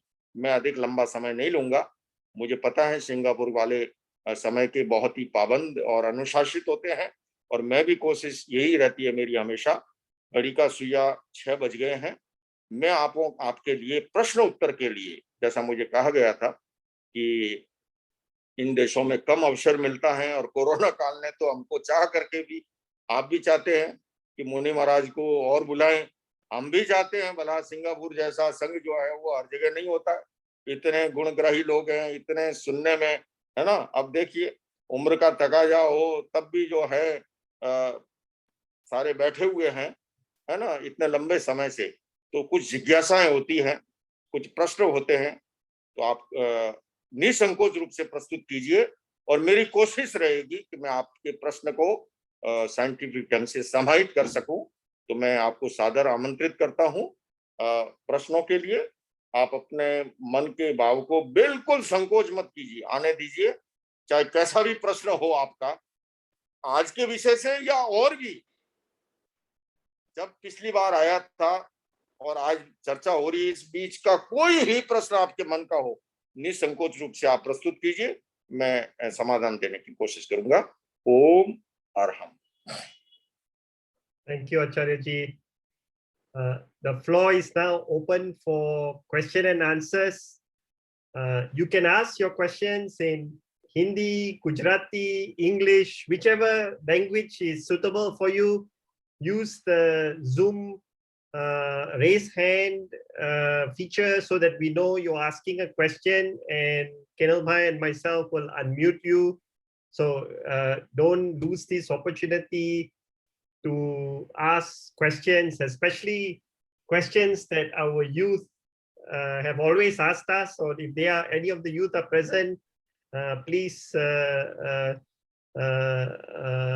go ahead, raise your hand and ask the question. So પરેશભાઈ, તમારો સબ્જેક્ટ એટલો સારો હતો કે આજે સવારમાં મારી પાસે રાજકોટથી એક ફોન આવ્યો, અને રાજકોટથી ટીવી ચેનલ અબ તક તમે જોઈ રહ્યા છો ઝૂમમાં, એમને પરમિશન માંગી કે અમે એ સબ્જેક્ટ ઉપર લાઈવ કરવા માંગીએ છીએ અમારા ચેનલ ના માધ્યમથી। તો મેં કીધું એમાં તો કશું જ વાંધો નથી, એ તો વિચાર જેટલા ફેલાય એટલો પણ સારું, है ना। संत महात्मा तो एक गुलाबना फूलनो काम करे छे, અને પત્રકારનો યોગમાન મળે તો એ હવાનો કામ કરે, દૂર સુધી જશે। એનો મને સિંગાપુર જૈન સોસાયટી એ જે પ્રોગ્રામ રાખ્યો છે એના પાછળ પણ એ છે કે લોકોને ઘર બેઠા વધારેમાં વધારે કેવી રીતે લોકોને લાભ મળે। તો આજે ચેનલના માધ્યમથી બી પ્રોગ્રામ જઈ રહ્યો છે, અને હવે તમે પ્રશ્ન રજૂ કરો, હું સમાધાન આપવાની કોશિશ કરીશ। go ahead and raise your hands and we will focus you. Acharyaji આપણે બીજાનો ક્વેશ્ચન ની રાહ જોતા હું એક મોકો લઈ લઉં ક્વેશ્ચન પૂછવાનો. નહીં, એ વો બીજા પણ રાહ એ જોઈ છે પહેલા પ્રશ્ન કોણ કરે. હા, એટલે હું જ શરૂ કરું. આચાર્યજી, તમે જે હમણાં બોલ્યા ને કે સાયન્ટિફિક રીતે સમજાવવું, અને આમાં અત્યારના કાળમાં એવું ટફ સિચ્યુએશન છે કે જ્યારે આપણે કાંઈ પણ ખાવાની વસ્તુ ખાસ કરીને વાત કરી તો ઘણા બધા યુથ એમ કે છે કે આપણો જૈન રિલિજન તો તમે કિચનનો રિલિજન કરી નાખો. એટલે પછી એવી રીતે કે તો પછી આખું આમ ફોકસ જુદામાં વયું જાય કે ઓકે આપણે આ વધારે પૂરતું ખાવા પીવામાં પછી ડિસ્કશન થઈ જાય. એટલે બેલેન્સ કેવી રીતે કરવું આમાં? નહીં, એ જે યુવાન કહે છે આમાં અમુક સત્યતા પણ છે એ આપણે એક્સેપ્ટ કરવું જોઈએ. આપણે એને ખાલી ફક્ત એક જ વાત પર જોર મૂકીએ છીએ, ક્યારે કે જોર સર્વાંગીણ હોવું જોઈએ, હે ને?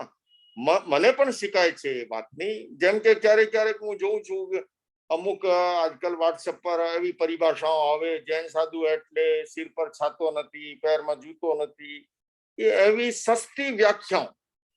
જ્યારે કે જૈન દર્શન ભીતરમાં ઈર્ષ્યા ન હોય, ઘૃણા ન હોય, ક્રોધ માન માયા લોભ રાગ દ્વેષ ન હોય, આશક્તિ ન હોય, એ પરિભાષા છે. એવી રીતે તમે જો જેટલા પણ તમે આજકાલ હવે વોટ્સએપની દુનિયામાં જેટલા જૈન ગ્રુપો છે ને, તો એ ત્યાગનો ક્યારેક આવશે ને ખાલી ખાવાના સંબંધિત જ આવશે. એ કોઈ નથી કહેતો કે આજે ક્રોધ નહીં કરવાનું, એ સંકલ્પ કરીએ. આજે ઈર્ષ્યાનો ભાવ ના આવે, એ સંકલ્પ કરીએ. આજે મારે ભીતર ઘૃણાનો ભાવ ના આવે, એ સંકલ્પ કરીએ. આજે મારે ભીતર પ્રબળ આશક્તિનો ભાવ ના આવે, એ કોશિશ કરીએ. જ્યારે કે મહાવીરનો જે અધ્યાત્મ છે ને, એ અધ્યાત્મ એ છે કષાય મુક્તિ કિલ મુક્તિ રે. તીર્થંકર મહાવીરે કીધું કે કષાય સે મુક્ત હોના મુક્તિ. એમણે એ પણ કીધું સોય ઉજ્જુય ભૂયસ્કે ધમ્મો શુદ્ધ ચિત્તઈ. धर्मનો पात्र कौन છે?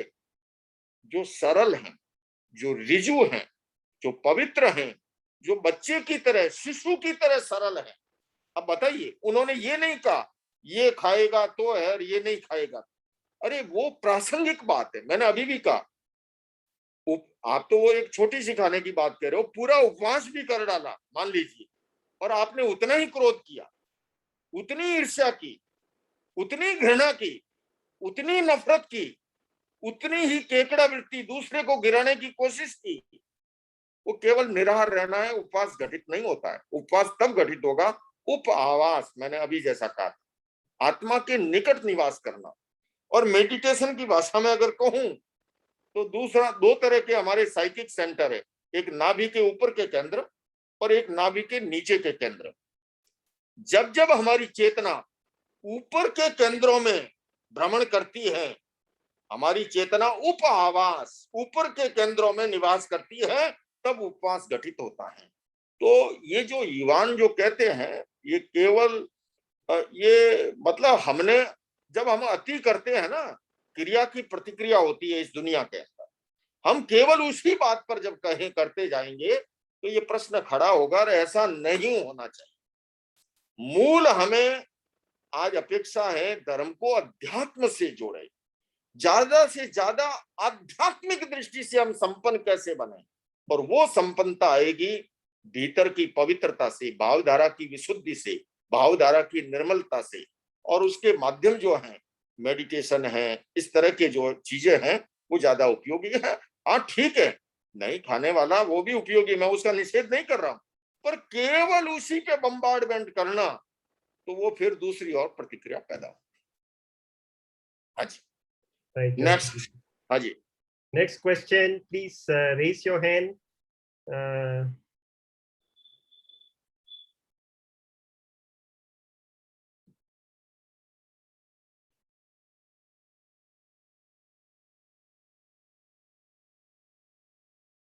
Don't lose this opportunity to learn something. No question is a small question, you know. We will all आप- learn only when you ask questions. आपस में सलाह हो रही है। मलेशिया वाले विनोद भाई जो हैं वो भारती बहन को पूछ रहे हैं कि तुम पूछ, और भारती बहन कह रहे हैं कि तुम पूछो। मैं यहाँ बैठे भाप रहा हूँ इनके मनोविज्ञान को, जैसे महावीर जी। क्यों ठीक कह रहा हूँ ना? ये देखो आप बोल रहे हैं, बोलो। गुरुजी हाँ, आपने बोलो, तो मेरी बोलो। मन की बात सुन ली। पर तो ये अभी महावीर, आप मन अरे से हमको भगवान महावीर ने समझा यही दो। तो सिखा के गए हमको। बोलो। बस अभी मैं 24 कोशिश करता हूँ रोज शाम को 6-7 बजे तक मैं भोजन करके पीछे एक पानी की छूट रखी है। ठीक है, अच्छी कभी बात कभी है। वो दवा लेनी पड़ती है, क्या कभी कभी गला सूख जाता है तो थोड़ा पानी का उपयोग मैं करता हूँ। और कोई बात दूसरे दिन मैं करीबन 9 बजे पीछे मैं ब्रेकफास्ट लेता हूँ। ठीक है ना? नहीं, ये ठीक है, भोजन वाला मामला ठीक है, लेकिन अभी आपको और भी बहुत कुछ करना है। इसके सिवाय भी जो है मेडिटेशन में भी जाना है, हाँ, और विसर्जन में भी जाना है ना? कषाय और मुक्ति की ओर जाना है, आसक्ति मुक्ति की ओर जाना है। भोजन वाला भी वो करना ही है 24, लेकिन और चीजों में भी अब विकास करते जाना है। तब जाके आपका शरीर भी भारती बहन की तरह हो जाएगा। नहीं, मेडिटेशन तो जो सूत प्रज्ञा जी हम लोग को सिखाया है, करीबन मैं 4-6 महीने तक मैं मेडिटेशन रात को करता हूँ मैं। स्वामी सुत प्रज्ञा जी अभी 10 दिन पहले मेरे आश्रम आए थे दिल्ली। हाँ जी। वो शिकागो से उन्होंने फ्लाइट ली थी, और यहाँ दिल्ली एयरपोर्ट पे 6 घंटे 8 घंटे का टाइम था उनके पास। तो मैं स्वयं गया था उन्हें एयरपोर्ट लेने, और लेके आए यहाँ साथ में आर पानी ज्ञान चर्चा चली। सुबह आ तो गए थे 12 बजे, और वापस फ्लाइट थी उनकी रात को 8 बजे। तो मैंने कहा वहाँ एयरपोर्ट बैठे क्या करोगे, मैं आ रहा हूँ। फिर हम साथ रहे, बहुत अच्छा है। वो श्रवण जी जो है वो मेडिटेशन और एक्सपर्ट है योग के। हमारे जितने भी समन समनी है सभी एक्सपर्ट है। जो तेरापन धर्म संघ से आते हैं जितने भी समनी जी, वो सब बहुत एक्सपर्ट है इस मामले में, तो उनका पूरा लाभ लेना चाहिए। हाँ जी, बोलिए। अभी उसका फोन आया तो मैंने बोला पीछे फोन करना, अभी मैं थोड़ा जूम में देखता हूँ। ठीक है, नेक्स्ट। चलो आशीर्वाद देना। हाँ जी, हाँ जी। Acharya ji, I had some points to share. Firstly, thank you for combining scientists, Mahavir Bhagwan, into this topic of our Jainism. We've always had the love of Samanji, Shri Pragya ji, coming over to Singapore. He's done shivers with us. और अभी हमारा पर्यूषण का भी programme है संघ के साथ इस साल समन जी के साथ.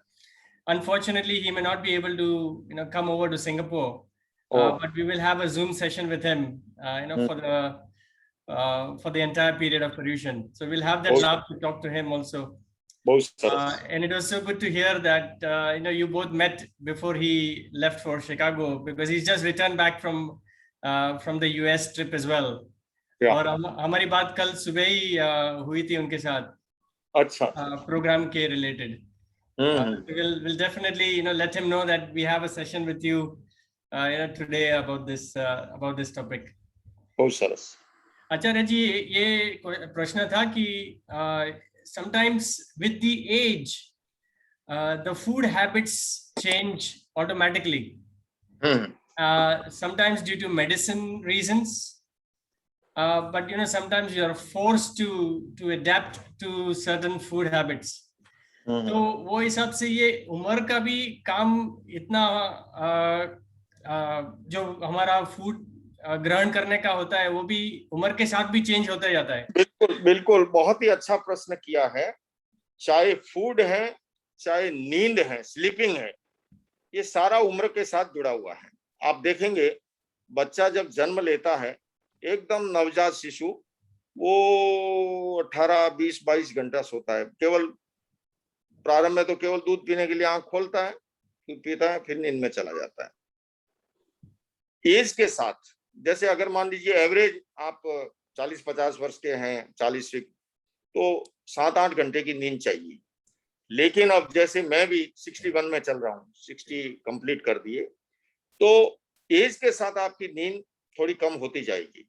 जो 8 घंटे थी, 7 थी, 6 हो जाएगी, 5.5 रह जाएगी, 5 हो जाएगी, 4 भी. इसलिए आप देखते होंगे बुजुर्ग लोग जो हैं सुबह 4-5 बजे उठ जाते हैं, है ना. उसी तरह से फूड का भी और बल्कि मैं तो कहना चाहूंगा, एक तो ऑटोमेटिकली भीतर से भी होता है और भीतर से नहीं भी होता है। 50 साल की उम्र के बाद फूड में चेंजेस लाना चाहिए। जैसे मैं खुद भी अप्लाई करता हूँ।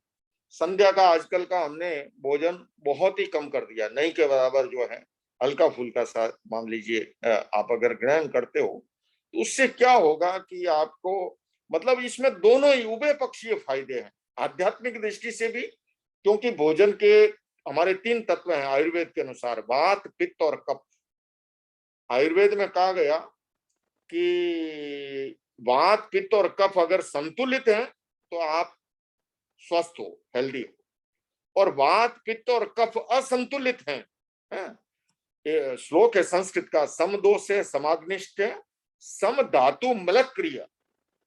दोष अगर सम हो, दोष मतलब ये 3, वात पित्त और कफ। अब देखिए वायु जरूरी भी है बॉडी के लिए, हमारे रक्त का संचरण के लिए वायु चाहिए। पित्त भोजन को पचाने के लिए पित्त होता है ना, जो अधिक कुपित होता है एसिडिटी बना डालता है, और ज्यादा हुआ तो अल्सर हो जाता है।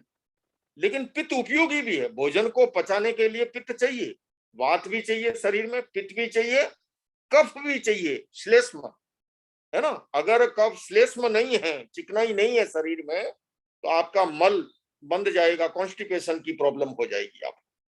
तो कहने का मतलब वात पित्त और कफ इनकी जरूरत भी है, लेकिन ये एक्सेस हो गए, ज्यादा हो गए, यही आपको अस्वस्थ बना देंगे। तो अमृत और जहर दो नहीं होते हैं, अमृत और जहर दो नहीं होते हैं, केवल मात्रा का भेद। आयुर्वेद में एक औषधि संख्या नाम है, संख्या पड़ता है, जीवनदायिनी है, किंतु मात्रा से ज्यादा पड़े तो राम नाम सत्य हो जाएगा, है ना, परलोक चला जाएगा।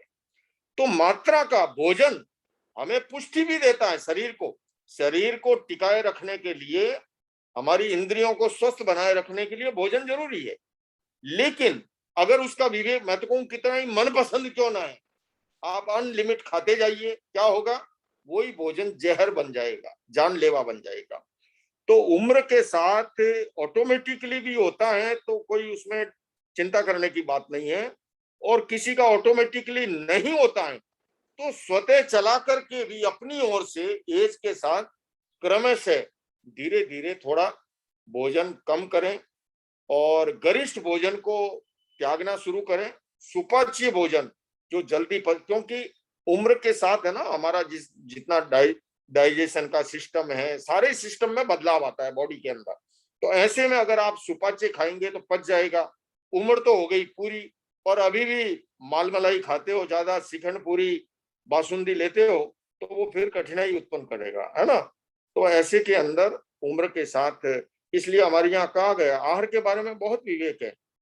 ऋतु का भी है, हित भुक, मित भुक, ऋत भुक, 3 शब्द आते हैं। हित देखो 2 शब्द है, एक है प्रिय और एक है हितकर, दोनों में अंतर है। चीनी खाने में मीठी है चीनी, लेकिन आपको पता है चीनी व्हाइट पॉइजन है।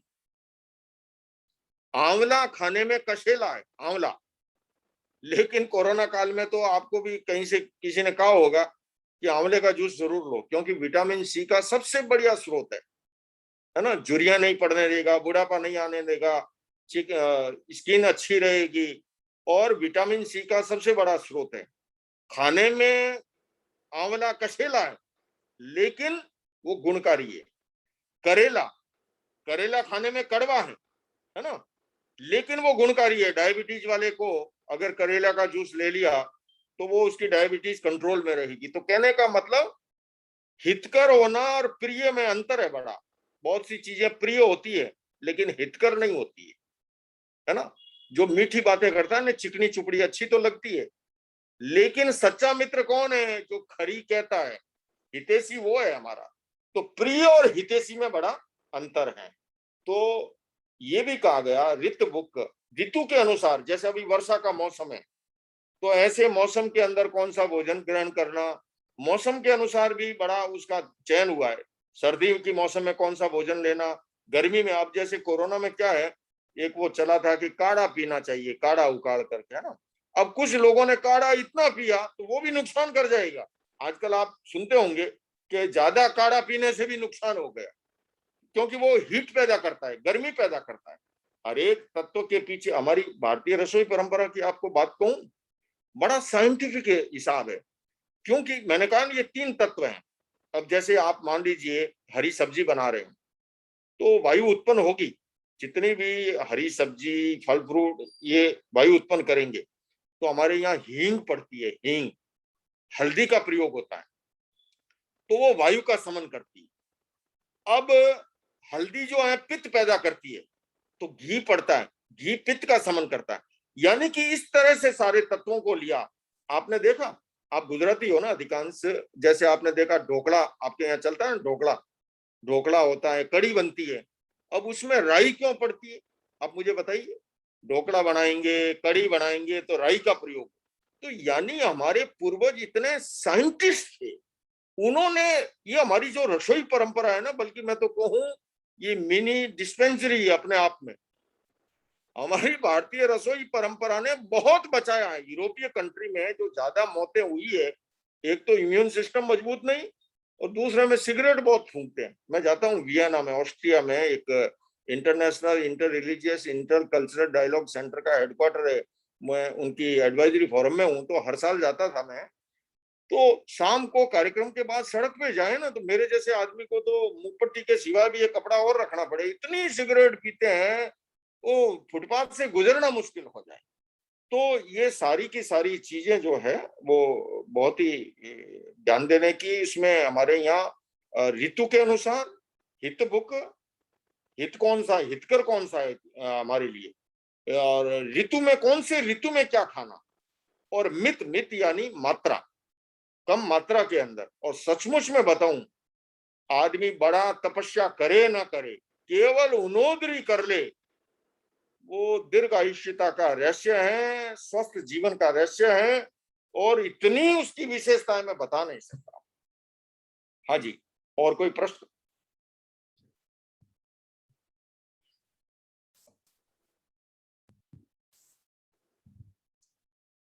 Any other questions? We're coming very close to end of time. Yeah.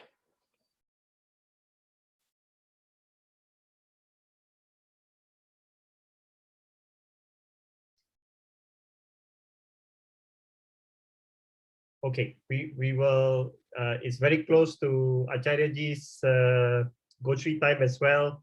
So I will request Acharyaji to end the session with some prayers. And after that, I would request all of you to put yourself on gallery view mode. I will allow you to unmute yourself and you can say Matena Mandami before you exit the Zoom session, right? So first I will request Acharya ji to see the ending. मंगल पाठ करने से पहले मैं एक व्यवहारिक प्रश्न आपसे जानना चाहता हूँ। अभी सिंगापुर में कोरोना काल का कैसा है, वहां पर सब ठीक है? हाँ आचार्य जी, અહીંયા સિંગાપુરમાં એકલા બધા કેસ નથી, દિવસના લગભગ 30-35 જેટલા થાય છે, પણ અમારા મલેશિયા ભાઈ બહેનનો જરાક સિચ્યુએશન ટફ છે. Bhupatbhai, I think you are online. Maybe I will ask you to unmute and you can give Acharya ji an update. Delhi में भी इस समय, दिल्ली में भी नहीं के बराबर केस है। मतलब यहाँ अब तो कल की, आज की रिपोर्ट थी, 1000 लोगों की टेस्टिंग में मुश्किल से एक आदमी मिल पाता है, और लगभग नहीं। और केस जो एक्टिव केस भी हैं वो भी बहुत थोड़े से बचे हैं, लगभग पूरा कंट्रोल में है। और बस प्रभु से यही प्रार्थना है कि ये तीसरी वेव का जो डर दिखाया जा रहा है वो ना आए, और सभी स्वस्थ बने रहें, प्रसन्न बने रहे हैं, और सब कुछ ठीक ठाक रहा। तो मैं अगस्त में यूएसए का कार्यक्रम बना हुआ है, और पर्यूषण का वैंकूवर, कनाडा में वैंकूवर जगह है, ग्रेटर बीसी, वहाँ टेम्पल की अभी एनिवर्सरी भी थी, तो वहाँ पर्यूषण के लिए मुझे जाना है। पर वो सब डिपेंड करेगा फ्लाइट कितनी शुरू होती है, नहीं अभी तो सब जगह ही नई गाइडलाइन आएगी तब पता लगेगा। तो बहुत अच्छा जान के लगा कि सिंगापुर में सभी आनंद मंगल में है, मलेशिया में सभी आनंद मंगल में है। आचार्य जी, मलेशिया में थोड़ा सा भूपत भाई आ गए। भूपत भाई साइड अपडेट करेगा। हाँ भूपत भाई प्लीज। मत्थेन वंदामी। हाँ जी, जय जिनेन्द्र। गुरुदेव, हाँ जी भूपत भाई, આજના પ્રોગ્રામમાં તમારા દર્શન થયા તેના અમે ખૂબ જ આનંદી ને ખૂબ આભારી છીએ. ખાસ કરીને અમારા મિત્રો સિંગાપુરમાં જે આ પ્રોગ્રામ બનાવી રહ્યા છે તેના અમે ખૂબ જ આભારી છીએ. પણ ગુરુદેવ, મલેશિયામાં વાતાવરણ થોડું ગંભીર છે. એવું? તમે સાંભળી શકો છો? મને સાંભળી શકો છો? કેન યુ હિયર મી?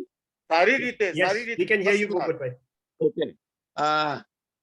અહીંયા થોડુંક વાતાવરણ બહુ સારું નથી. શું થયું? અમારે લગભગ રોજ 10 થી 12,000 નવા કેસ થાય છે રોજ. MCO ચાલે છે ને બધાને ઘરમાં જ રહેવાનું ઇન્સ્ટ્રક્શન છે. ના, એ જરૂરી છે. એટલા ને આ વાતાવરણ હજી લગભગ 2 કે 3 અઠવાડિયા સુધી ચાલશે. ચાલે છે. બધાને વેક્સિનેશન નું રેટ બહુ સારું છે અત્યારે. પણ વી નીડ સમ ટાઈમ, થોડોક સમય હજી લાગશે બિફોર થોડુંક પોઝિટિવ વાતાવરણ થાય. એમાં 3-4 વસ્તુનો ખ્યાલ રાખો. માસ્કનો પ્રયોગ કરો, સોશિયલ ડિસ્ટન્સિંગનો પાલન કરો, શરીરની સ્વચ્છતાનો, સાફ સફાઈનો ખ્યાલ રાખો, અને સાથે સાથે પ્રાણાયામ, મેડિટેશન, પ્રાણાયામ જરૂર કરો. અનુલોમ વિલોમ, સમૃદ્ધિ શ્વાસ પ્રેક્ષાના પ્રયોગો જરૂર કરો. એનાથી આપણો ઇમ્યુન સિસ્ટમ સારું રહે.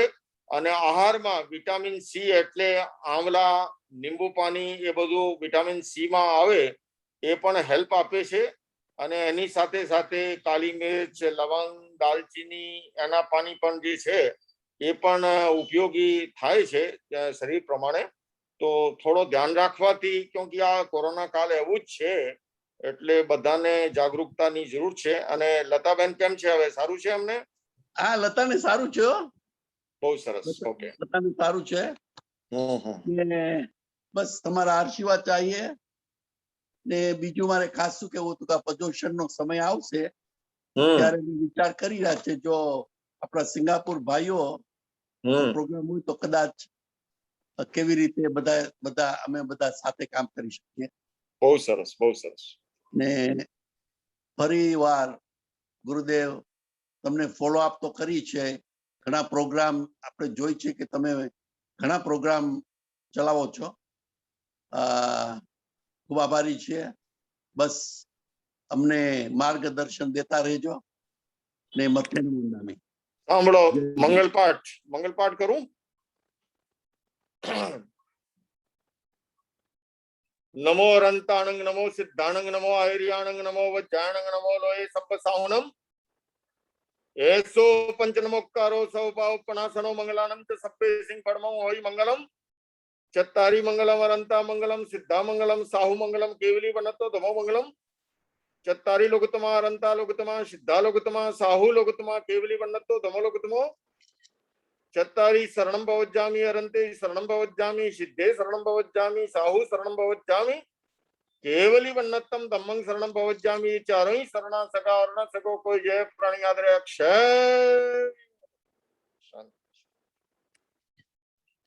Thank you, Gurudev, Acharya Ji. You can all put yourself in gallery mode now. I will now allow you to unmute yourself. Tomorrow we will have the part 2 of this lecture series on mental and emotional health, Kashai Mukt. So do not miss out on part 2 of the lecture series. You can now unmute yourself and say Mathena Mandami before you exit. Mathena Mandami Maharaj Sahib. Mathena Mandami,